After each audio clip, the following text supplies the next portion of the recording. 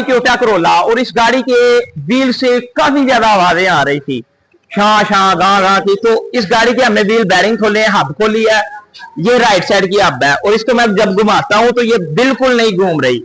इसका बैरिंग अंदर से टूट गया है और टूटने के बाद ये बैड साउंड करना शुरू हो गया। अभी मैं ये देखें बहुत जोर के साथ इसको घुमा रहा हूं और फिर ये घूम रही है, ये अभी घूम, ये देखें फिर ये जाम है बैरिंग। अगर आपकी गाड़ी के अंदर बैड साउंड आ रहा है तो आप इस तरह गाड़ी के बैरिंग को चेक करें। ये देखें ये बिल्कुल इजी घूम रहा है।